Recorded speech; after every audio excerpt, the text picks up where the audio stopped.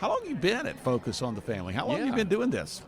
This is my 26th NRB, I think. I've been at Focus for almost 32 years. Yeah. So it's the rich relationships throughout the hallways that are really come for, the connecting, the networking.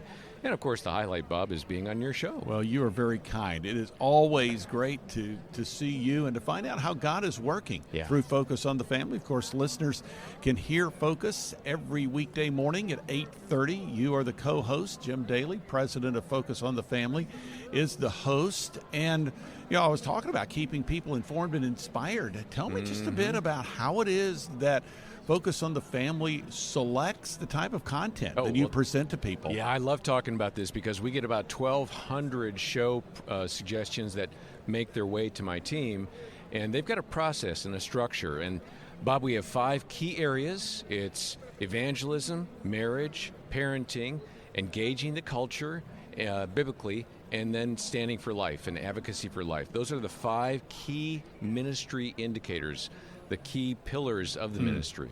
And so we make programming to fulfill the mission objectives of the various quarterbacks, if you will, the leaders of those teams.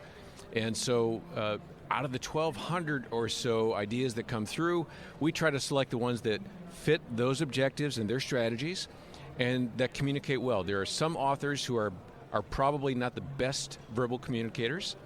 There are some people that can talk, but they don't really have the structure of a book. There are people with a heart and a story and a message, and they don't need a book, but they tell it well.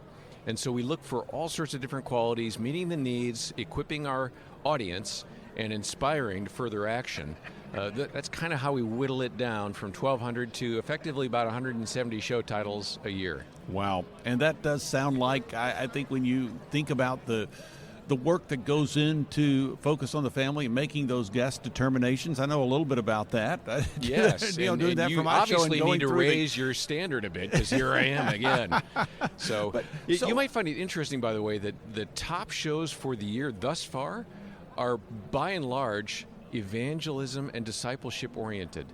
So the shows that bring people into a deeper walk with Christ and equip them to live in these really uncertain and challenging times, those are really resonating. I mean, we always have parenting calls and concerns. We're always doing work on the marriage side. That's 2/3 to 3/4 of our schedule. But that fundamental bedrock of the Christian faith, the Bible and the teachings of the Word and how to get into God and live with Him more deeply, that's really where our listeners are at these days. John Fuller joining us today here on the Meeting House on Faith Radio, co-host of Focus on the Family, heard weekday mornings at 8:30 here on Faith Radio. We are at Faith Radio Meeting House Media Central at the 2023 National Religious Broadcasters Convention in Orlando. Well, John, that is instructive, I think, when we look at the thirst that people have to grow in Christ. You mentioned these areas of evangelism and discipleship. From your perspective, what is that an indicator of? Well, first, let me say that that's the heartbeat of the ministry. That's why Dr. Dobson started the ministry, and we've always let it be very clearly known that we are a Christian organization and we're built to help bring people into the kingdom and walk better with Christ. That's our driving motivation. We do it through the family. So I think the family handle is something that a lot of people come to us with because they're grabbing onto something for their own family. We all have hiccups. We all have challenges. But when they come, ultimately, there's a deeper purpose in life that you have to address. And the creator of the family, we recognize, is God. And He built the family to reflect Himself in the culture and in the world. And so as we have that understanding, I think people are realizing this is a crazy world.